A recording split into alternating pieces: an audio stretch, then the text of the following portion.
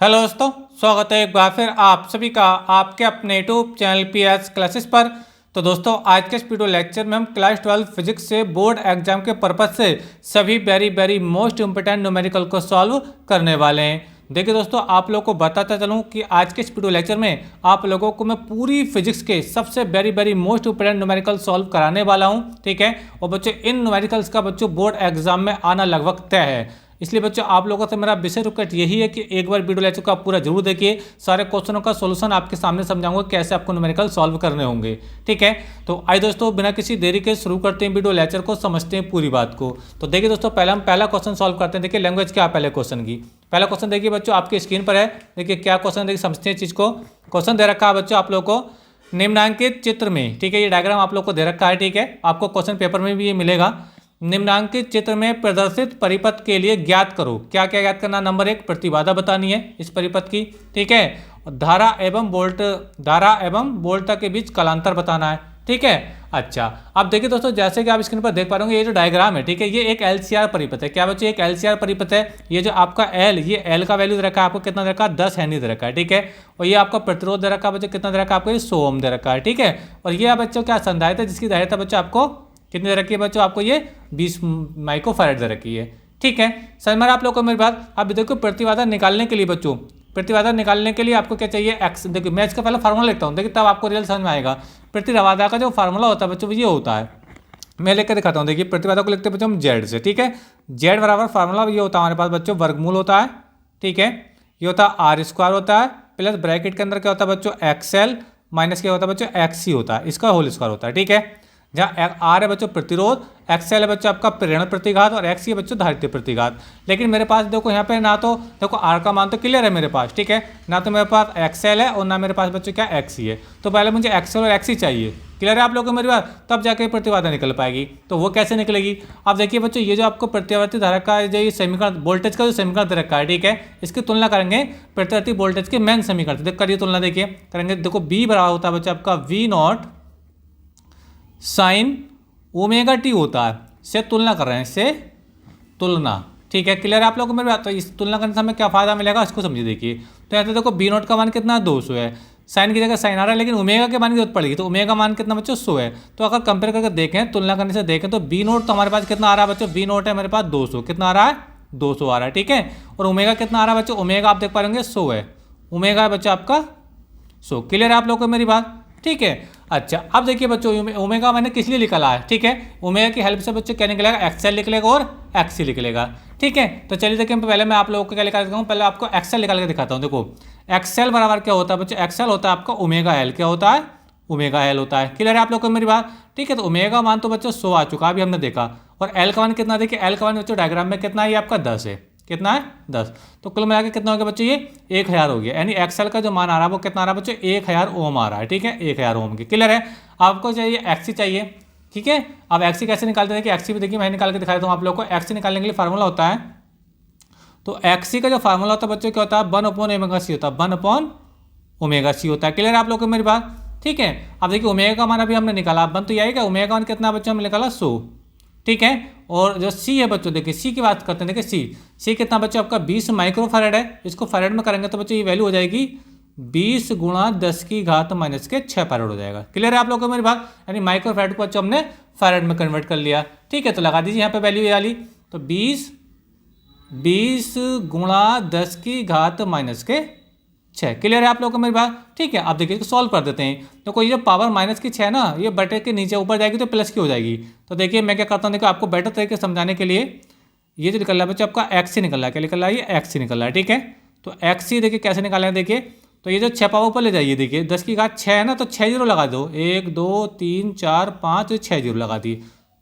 ठीक है, अच्छा आगे समझिए। देखो अब देखो 100 की गुणा 20 से करोगे तो बच्चों कितना जाएगा? 2000 हो जाएगा। कितना जाएगा बच्चों? 2000 हो जाएगा। क्लियर है आप लोगों को मेरी बात? ठीक है, अब देखिए आगे देखिए इसको मैं सॉल्व कर देता हूँ आपको। देखो 3 जीरो से 3 जीरो कट हो जाएंगे। क्लियर है आप लोगों को मेरी बात? तो 2 से जब काटोगे कितना बचा? 1000 बचा। तो जब कट करोगे तो बच्चों कितना आएगा? 500 आ जाएगा। कितना आ जाएगा? 500 बार कट जाएगा। क्लियर है? तो ये एक्सी की जो वैल्यू हमारे पास आ रही है बच्चों, एक्सी जो हमारे पास आ रहा है वो कितना आ रहा है? एक्सी वो आ रहा है 500 ओम। कितना आ रहा है?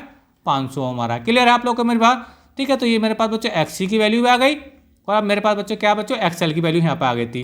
ठीक है, ये देखिए ये वाली। ठीक है, अब दोनों वैल्यू हम कहाँ लगा देंगे, इस फार्मूले में लगा देंगे तो वैल्यू हमारे पास निकल के आ जाएगी। ठीक है, अच्छा अब लगाइए, देखिए फार्मूला जेड बराबर प्रतिबाधा निकालनी है ना, तो देखिए सूत्र तो ये लगा ही रखा है, तो आर बराबर हमारे पास हो जाएगा, देखिए आर का मान कितना रखा बच्चों डायग्राम में 500 दे रखा है, तो ये 500 हो जाएगा, लेकिन यहाँ पे क्या स्क्वायर है तो ये 500 का बच्चों स्क्वायर हो जाएगा, प्लस क्या देखो एक्सेल, एक्सेल का मान अभी हमने निकाला है, एक्सेल कितना निकाला बच्चों आपका ये 1000 निकाला है, तो ये 1000 हो जाएगा, 1000 माइनस क्या देखो एक्सी है, अब एक्सी का मान भी देखिए अभी हमने निकाला, कितना निकाला एक्सी का मान 500 निकाला है, क्लियर है, तो ये एक्सी का मान भी यहाँ रख दीजिए 500 जो अभी हमने यहाँ निकाला था, क्लियर है आप लोगों में, तो होल स्क्वायर बच्चों आपका ये हो गया।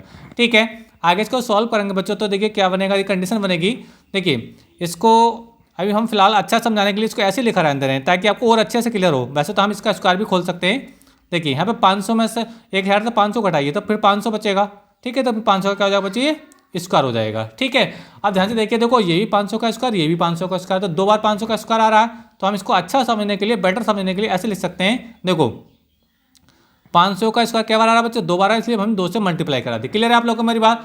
ठीक है, अब देखिए जब आगे इसको सॉल्व करेंगे तो देखो ये जो स्क्वायर है ना, इस वर्गमूल को काट जाएगा, यानी 500 बाहर हो जाएगा, रूट किस पर आ जाएगा 2 पर आ जाएगा, यानी कहने का मतलब मेरा ये है बच्चों आप लोगों से, इसकी जो फाइनली वैल्यू आएगी जेड की वो आएगी 500 आएगा। ठीक है, और ये रूट 2 किस पर आ जाएगा, रूट इस 2 पर आ जाएगा, क्लियर है, समझ में आ रहा है आप लोग को मेरी बात। ये तो बच्चों ये आपका जेड का मान आ गया, यानी इसकी प्रतिबाधा का मान यहाँ पे ये निकल के आया है, क्लियर है आप लोगों को मेरी बात। इसकी मात्रा क्या होता है बच्चों, ओम होता है। ठीक है, फिर आपसे क्या पूछा है, आपसे पूछा है बच्चों बी और आई के बीच में कलांतर पूछा है, धारा व वोल्टेज के बीच कलांतर क्या होता है। अब देखिए कलांतर कैसे निकालेंगे, देखिए वो भी आसान निकाल देंगे, क्या फार्मूला होता है, देखिए कलांतर निकालने का जो फार्मूला होता है बच्चों वो होता है फाई बराबर होता है बच्चों आपका, ये होता है XL minus XC XL minus XC upon R होता है, क्लियर है आप लोग मेरे बात। यानी एलसीआर परिपथ में जब हम कलांतर निकालते हैं, ठीक है, तो फार्मूला क्या होता है XL minus XC upon R होता है। ठीक है, अच्छा देखिए, बल्कि फाई के साथ आप tan फाई लिखेंगे तो ज़्यादा बेटर रहेगा, tan फाई, ठीक है, क्योंकि हम एंगल निकालें तो हम एंगल अनुपात भी लिखेंगे tan फाई। ठीक है, एक्सएल कितना हमारे पास, एक्सएल अभी हमने निकाला था 1000, कितना निकाला था 1000 निकाला, एक्सी कितना निकाला था 500 निकाला था अभी हमने। ठीक है, और अपॉन में यार बच्चा आपका ये आ गया, क्लियर है आप लोग को मेरी बात। अब देखिए आगे इसको सॉल्व कर देता हूँ मैं, तो 1000 से 500, हाँ यहाँ आर का वैल्यू भी रख लो, आर का वैल्यू कितना 500 है, क्योंकि अब तो आपको पहले से दे रखा है, आपको डायग्राम में दे रखा है, देखिए आर का मान तो पहले से। ठीक है, हमने इसकी वैल्यू को लगा दिया। ठीक है, अब देखिए आगे, देखिए आगे जब इसको सॉल्व करेंगे तो 1000 से 500 घटाएंगे तो बच्चों 500 बचेंगे, कितने बचेंगे 500 बचेंगे, और ये 500 पहले ही नीचे है। ठीक, आर की वैल्यू तो कट हो कितना जाएगा बच्चों 1 आ जाएगा। ठीक है, अब ध्यान से देखिए बच्चों, ये जो tan फाई इजिकल टू आ रहा है कितना आ रहा है, ये 1 के बराबर आ रहा है, तो 1 किसका मान होता है बच्चों tan 45 का मान होता है, कितना होता है बच्चों, ये जो 1 आ रहा है 1 किसका मान है tan 45, तो इस 1 को हम tan 45 लिख सकते हैं, tan 45। ठीक है, तो 10 से 10 बच्चे कट हो जाएगा, तो 5 बराबर कितना आ रहा है, 5 बराबर बच्चा आपका कितना आ रहा है 45 अंश आ रहा है, कितना आ रहा है बच्चों 45 अंश आ रहा है, तो ये बच्चे इसका कलांतर हो गया।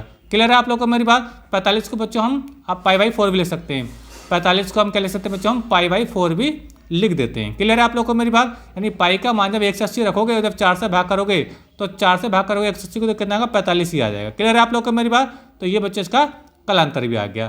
क्लियर है आप लोग को मेरी बात। उम्मीद करता हूँ बच्चों पूरे क्वेश्चन का सोल्यूशन आपको अच्छे से क्लियर हो गया होगा। ठीक है, एक बार फिर से देख लीजिए। देखिए ये इसका बच्चों इस प्रकार से हमने इसको सॉल्व किया। बोर्ड एग्जाम के पर्पज से बच्चों very very most important question है, मैं आपको पहले ही बता चुका हूँ, आप इसको तैयार जरूर कर लीजिए। ठीक है, तो यहाँ तक की बात बच्चों आपको समझ में आ गई है। तो अपनी मेहनत का आप लोगों से इतना से रिक्वेस्ट है कि प्लीज़ वीडियो को लाइक जरूर कर दीजिए, चैनल पर नए चैनल को सब्सक्राइब कर लीजिए। ठीक है, तो चलिए देखिए बच्चों हम अब आपको अगला क्वेश्चन समझाते हैं कि अगला क्वेश्चन क्या है। देखिए चलिए देखिए अगला क्वेश्चन देखिए आपकी स्क्रीन पर बच्चों क्या देखिए क्वेश्चन, इसके सॉल्यूशन को समझेंगे। क्वेश्चन देखिए हमारे पास है, अनंत लंबाई के एक समान आवेशित तार का रैखिक आवेश घनत्व 10 × 10⁻⁸ कूलाम प्रति मीटर है। ठीक है, तार से 2 सेमी दूरी पर वैद्युत क्षेत्र की तीव्रता का मान बताना आप लोगों को। कंडीशन दे रखी है, एक अनंत लंबाई का हमारे पास तार है। ठीक है, समझ में आ रहा है आप लोगों को मेरे, मान लीजिए कोई तार है अनंत लंबाई का। क्लियर है आप लोगों को मेरी बात। अब इसका जो क्या दे रखा है आपको, तार का रैखिक आवेश घनत्व दे रखा है, लैम्डा दे रखा है। रैखिक आवेश घनत्व को बच्चों हम लैम्डा से लिखते हैं। देखिए आपको दे रखा है, दिया पहले हम वो वैल्यू लिखते हैं।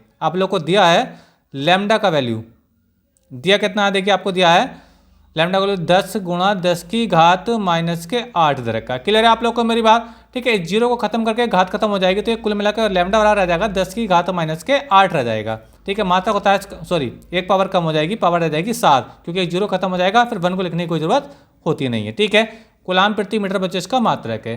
ठीक है, तार से 2 सेमी दूरी पर देखिए आर, ये मान लीजिए यहाँ पे कोई बिंदु है और ये जो दूरी आपको दे रखी है आर आपको दे रखा है, कितना दे रखा है, ये 2 सेमी दे रखा है, कितना 2 सेमी। अब देखिए सेमी को आप मीटर में करेंगे तो 2 × 10⁻² मीटर हो जाएगा।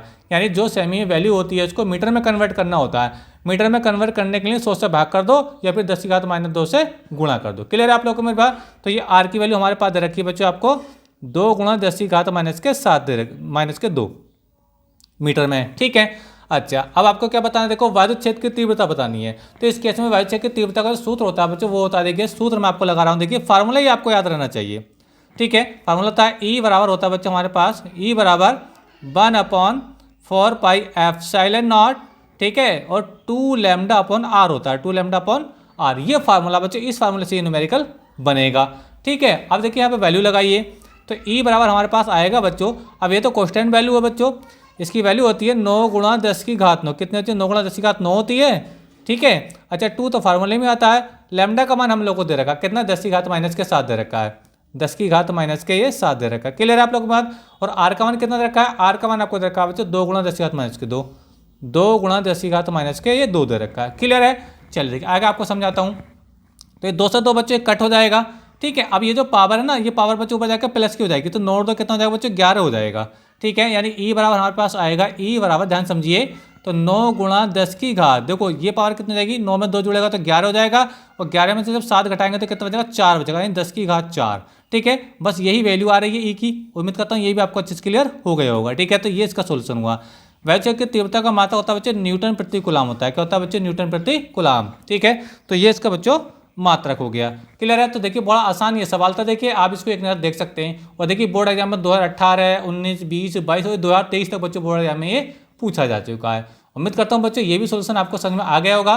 ठीक है, तो चलिए देखिए बच्चों हम नेक्स्ट क्वेश्चन को सॉल्व करते हैं, लेकिन उससे पहले बच्चों अगर अभी तक वीडियो को लाइक नहीं किया है तो वीडियो को लाइक कर दीजिए। वीडियो लेक्चर कैसा लगा कमेंट करके जरूर बताइए। चलिए देखिए हम अगला क्वेश्चन सॉल्व करते हैं। अगला क्वेश्चन देखिए आपकी स्क्रीन पर है। क्या क्वेश्चन है देखिए, समझते हैं देखिए चीज़ को। बहुत अच्छा सवाल है बच्चों। क्या देखिए लैंग्वेज को पढ़ते हैं, क्वेश्चन की लैंग्वेज क्या है। क्वेश्चन हमको दे रखा है, एक ऊंचाई ट्रांसफार्मर की प्राथमिक तथा द्वितीयक कुंडली में फेरों की संख्या 100 तथा 400 है। ठीक है, यानी एक ऊंचाई ट्रांसफार्मर है जिसमें प्राथमिक कुंडली में फेरों की संख्या 100 है और द्वितीयक कुंडली में फेरों की संख्या 400 है। ठीक है, यदि प्राथमिक कुंडली में वोल्टेज कितना 120 वोल्ट है। ठीक है, तो ज्ञात कीजिए क्या, तो वोल्टेज लगाएगा तो जाए तो ज्ञात करो क्या, द्वितीय कुंडली में वोल्टेज बताना है। यानी प्राथमिक कुंडली का वोल्टेज आपको दे रखा है 120, तो द्वितीय कुंडली का वोल्टेज कितना मिलेगा हमें आउटपुट के रूप में वो आपको बताना है। और आगे आपको बच्चों परिलमन अनुपात आपको बताना है। ठीक है, बहुत अच्छा सवाल है। और ये देखिए ये जो बोर्ड एग्जाम में 2017, 18, 19, 20 और ये बच्चों बोर्ड एग्जाम में 22 तक ये पूछा जा चुका। बहुत आसान सवाल है, एक बार वीडियो लेक्चर को पूरा देखेंगे। देखिए अभी क्लियर कर देता हूँ कितना आसानी न्यूमेरिकल है। तो लगाते देखिए चीज़ का भी सोल्यूशन, बिल्कुल देखिए मान लीजिए प्राथमिक कुंडली में फेरों की संख्या मैंने लिख दिया NP, क्या लिख दिया P फॉर प्राइमरी कॉइल। कितने टर्म्स इसके अंदर बच्चों 100। ठीक है, अच्छा मान लीजिए NS, द्वितीय कुंडली में फेरों की संख्या कितनी बच्चों 400, कितनी है बच्चों 400 है। क्लियर है आप लोगों को मेरी बात? अच्छा प्राथमिक कुंडली का वोल्टेज इसको मैं कह देता हूँ बच्चों EP, क्या कहता हूँ EP। कितना दे रखा है बच्चों, ये आपको 120 वोल्ट दे रखा है, कितना रखा है 120 वोल्ट दे रखा है। ठीक है, आपको ES बताना है, क्या बताना है, देखो द्वितीय कुंडली में वोल्टेज बताना है तो हमें ES बताना है। ठीक है, तो पहले बच्चों हम इसी ES को निकाल कर दिखाते हैं, देखिए कैसे इसको सॉल्व करेंगे। देखिए चलिए देखिए करते हैं इसको सॉल्व। तो सूत्र हमारे पास बच्चों होता है, ट्रांसफार्मर के लिए फार्मूला होता है, ये होता है ES/EP बराबर होता है बच्चों आपका NS/NP। ये फार्मूला बच्चों, इस फार्मूले पे न्यूमेरिकल बन जाएगा। ठीक है, अब देखिए लगाते हैं फार्मूला ES। अब देखिए EP का मान लिख दीजिए, EP का मान कितना 120 दे रखा है। EP हम लोग कितना दे रखा है 120 दे रखा है सवाल में, देख लीजिए ऊपर। ये देखिए एक EP मकान मैं लिख देता हूँ, देखिए EP कितना दे रखा है बच्चे 120 वोल्ट आपको ये दे रखा है, यानी प्राथमिक कुंडली का वोल्टेज दे रखा है।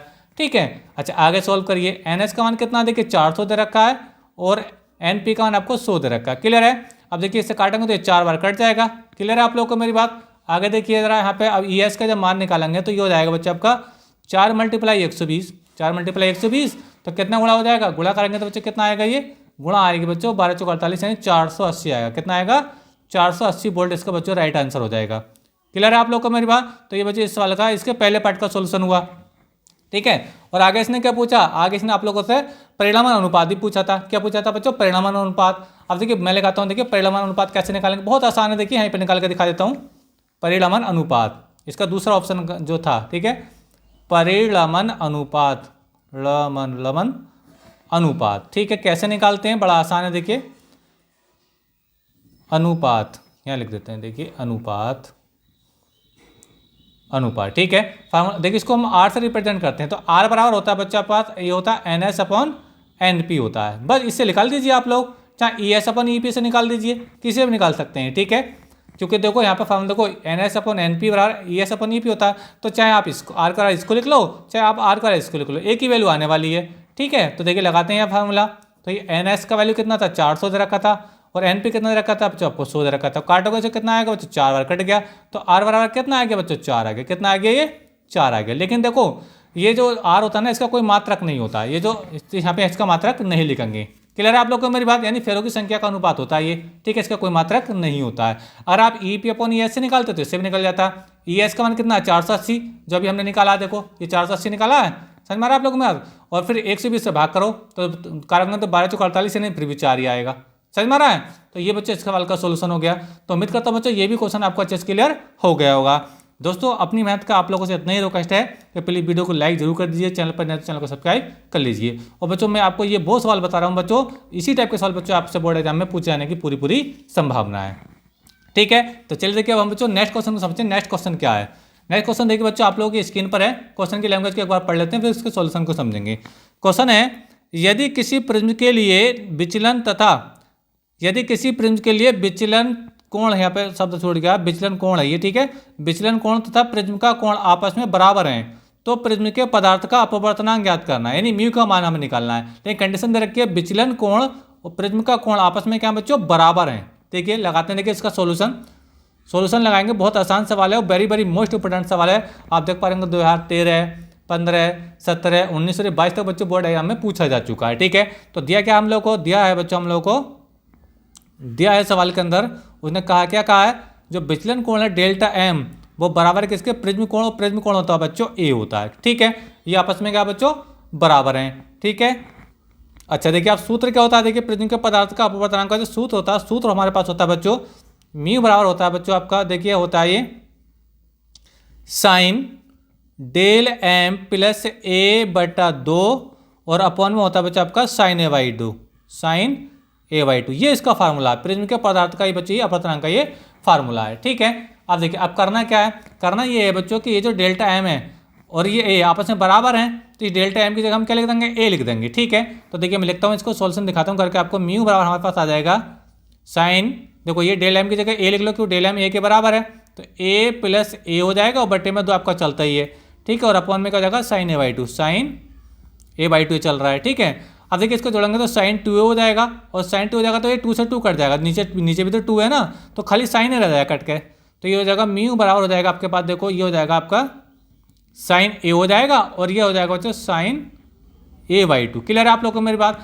अब देखो यहाँ तो साइन A है और यहाँ साइन A/2 है, ठीक है, तो यहाँ पे तो ऐसे कट नहीं पाएगा, तो साइन A का एक फार्मूला होता है, हम जानते हैं जो साइन A होता है ना, साइन A का फार्मूला होता है बच्चों A/2 के पदों में तोड़ने का, ये होता है 2 sign A/2 into cos A/2, ये इसका फार्मूला है, किसका, साइन A को तोड़ने का फार्मूला है। अब देखिए यहाँ पे तोड़ देता हूँ, इस फार्मूले में देखिए क्या आएगा, देखिए म्यू बराबर हमारे पास आएगा बच्चों, देखिए नीचे का साइन A/2 ऐसे रहने दीजिए, ये जो साइन A/2 है ना, इसको साइन A/2 ऐसे रहने दीजिए, इस साइन A को लिख दीजिए क्या, 2 sign A/2 into cos A/2, ये फार्मूला है इसका ट्रिग्नोमेट्री में, क्या है 2 साइन A/2 और ये कोस A/2, क्लियर है आप लोग को मेरी बात। तो देखो ये साइन A/2 से साइन A/2 कट जाएगा, ठीक है, तो 2 बचेगा आगे और ये कोस A/2 बचेगा, यानी इसका जो फाइनली आंसर है, मैं देखिए यहाँ पे लिख देता हूँ, ठीक है, यहाँ पे लिख देता हूँ, चलिए यहाँ पे इसको, तो आपके जो म्यू बराबर आ रहा है बच्चों, वो आ रहा है 2 कोस A/2 आ रहा है, तो ये इसका बच्चों फाइनली आंसर हो गया। बहुत अच्छा सवाल है, बोर्ड एग्जाम बच्चों ये बहुत ज़्यादा ये पूछा जाता है, ठीक है। तो उम्मीद करता हूँ बच्चों ये पूरा सॉल्यूशन आपको अच्छे से क्लियर हो गया हो, बस कुछ नहीं करना था, इसके अंदर विचलन कोण और A यानी प्रिज्म कोण आपस में बराबर दे रखे थे, ये कंडीशन थी, बस आपको प्रिज्म के पदार्थ का जो अपवर्तनांक का फार्मूला ये आपको पता होना चाहिए, ठीक है। इस फार्मूले में जो डेल्टा M इसी जगह A लगा दीजिए, क्लियर है आप लोगों को मेरी बात। तो अब A लगाओ तो ये 2A हो जाएगा, तो 2 से 2 कट जाएगा, तो ये खाली A रह जाएगा साइन A, ठीक है। फिर साइन A का बच्चों हमने यहाँ फार्मूला खोल दिया है, बस तो साइन A/2 कट गया और 2 कोस A/2 बचा, तो वही इसका फाइनली आंसर है, तो ये इसका बच्चों आंसर हो गया, क्लियर है। अब देखिए अगला क्वेश्चन, और ये बच्चों अंतिम क्वेश्चन है, देखिए जो एग्जाम के पर्पस से बच्चों वेरी मोस्ट इंपोर्टेंट है। क्वेश्चन क्या देखिए समझते हैं। क्वेश्चन है किसी पतले प्रिज्म से उत्पन्न विचलन कोण को तो हम डेल्टा एम से लिखते हैं 10 डिग्री है। प्रिज्म का कोण ज्ञात करो, यानी प्रिज्म का कोण होता है बच्चों ए, प्रिज्म का कोण होता है ए, ये ए आपको बताना है और ये विचलन कोण यानी डेल्टा आपको यहाँ पे दे रखा है। ठीक है, अच्छा प्रिज्म के पदार्थ का जो अपवर्तनांक है जो म्यू का मान है वो भी हम लोग को दे रखा है, म्यू कितना दे रखा है 1.5 दे रखा है। ठीक है, तो चलिए देखिए लगाते हैं इसका सोल्यूशन। देखिए बहुत आसान सवाल है और बहुत ज़्यादा पूछा जाता है और बोर्ड एग्जाम में 2016, 17, 18, 20, 23 तक बच्चे पूछा गया है। तो लगाइए देखिए इसका फार्मूला हमारे पास बच्चों होता है, इसका फॉर्मूला होता है बहुत आसान फार्मूला है, डेल्टा एम बराबर होता है बच्चों, ब्रैकेट होती है म्यू माइनस के 1 होता है और ये ए होता है। ठीक है, तो पतले प्रिज्म का ये फार्मूला है। अब इस फार्मूले वैल्यू को फोल्ड कर दीजिए, आंसर आ जाएगा। तो डेल्टा एम कितना, देखो डेल्टा एम विचलन कोण जो है तो डेल्टा एम होता है वो कितना 10 डिग्री है, तो बच्चे यहाँ पे आप 10 लगा दीजिए बराबर। ठीक है, म्यू का मान हम लोगों को रखा है 1.5, तो 1.5 बच्चों ये आ जाएगा, माइनस के 1 ये आ जाएगा। अब ए का मान कितना, देखिए ए का मान आपको बताना है, सॉरी ए आपको बताना, तो ये हमको निकालना होगा। क्लियर है आप लोग को मेरी बात। अच्छा आगे देखिए सोल्यूशन, तो 10 बच्चों ये हो गया बराबर 1.5 से 1 घटाएंगे तो 0.5 बचेगा और मल्टीप्लाई में ए बचेगा। क्लियर है आप लोग को मेरी बात। अब से ए का वैल्यू निकालूंगा तो ये 0.5 इसके अपन में आ जाएगा। तो यहाँ पे लिख देता हूँ मैं, हम ऐसे लिख सकते हैं ए बराबर लिख सकते हैं बच्चों हम लोग क्या 10 और ये 0.5 बच्चे इसके नीचे आ जाएगा 0.5 आ जाएगा। ठीक है, अब ये पॉइंट से पॉइंट कट जाएगा तो 100 हो जाएगा। तो ये ए बराबर बच्चों हमारे पास आएगा, देखिए ऊपर हो जाएगा 100 और नीचे कितना हो जाएगा बच्चों, नीचे हो जाएगा 5 से काटोगे तो 5 दूनी हो जाएगा बच्चों 10, ये 0 बच जाएगा 20 आ जाएगा। क्लियर है आप लोग को मेरी बात। तो आप देख पा रहे हैं बच्चों कि ए की जो वैल्यू आ रही है, ठीक है, वो कितनी आ रही है बच्चों 20 डिग्री आ रही है। कितनी आ रही है 20 डिग्री। तो यही बच्चे सवाल का सॉल्यूशन हो गया। उम्मीद करता हूँ यही बात आपको अच्छे समझ में आ गई होगी। ठीक है, ये इसका सॉल्यूशन हुआ। तो बड़ा आसान बच्चों ये सवाल है। उम्मीद करता हूँ बच्चों आप लोगों को ये क्वेश्चन आपको अच्छे से क्लियर हो गया होगा। ठीक है, सारे क्वेश्चन बच्चों आज के इस वीडियो लेक्चर में मैंने जो आपको बताएं सारे क्वेश्चन बच्चों बोर्ड एग्जाम के पर्पज से वेरी वेरी मोस्ट इंपॉर्टेंट है। उम्मीद करता हूं बच्चों पूरे क्वेश्चन आपको समझ में आए होंगे। वीडियो अच्छा लगा है तो अपनी मेहनत का आप लोगों से इतनी ही रिक्वेस्ट है कि प्लीज़ वीडियो को लाइक जरूर कर दीजिए, चैनल पर नए तो चैनल को सब्सक्राइब कर लीजिए। एक बात मैं आपको और बताता चलूँ कि मैं ये तो न्यूमेरिकल का वीडियो था, इससे बच्चों जस्ट पहले मैंने आप लोगों को थ्योरिकल 12th क्लास फिजिक्स के जो बोर्ड एग्जाम के पर्पज से वेरी वेरी मोस्ट इंपॉर्टेंट है 2 वीडियो और अपलोड कर दिए हैं। इससे पिछले 2 वीडियो लेक्चर और देख लीजिए, ये न्यूमेरिकल का वीडियो था, इससे 2 पिछले वीडियो लेक्चर थे वो भी बच्चों वेरी वेरी मोस्ट इंपोर्टेंट थे, लेकिन वो थ्योरी के थे, जिसमें मैंने अति लघु उत्तरीय प्रश्न, बहुविकल्पीय प्रश्न और अपने दीर्घ उत्तरीय प्रश्न कराए हैं। ठीक है, तीनों वीडियो लेक्चर देख लीजिए और उम्मीद करता हूं बच्चों अगर आपने तीनों को अगर कवर कर लिया तो आपका बच्चों 70 में से 70 नंबर लाने से कोई नहीं रोक सकता फिजिक्स के अंदर, ये मेरी गारंटी है। लेकिन शर्त यही है बच्चों कि आप उनको वीडियो लेक्चर को तीनों को जरूर देख लीजिए। तो मिलेंगे नेक्स्ट वीडियो में किसी नेटवर्क के साथ, तब तक के लिए धन्यवाद, बेस्ट ऑफ लक।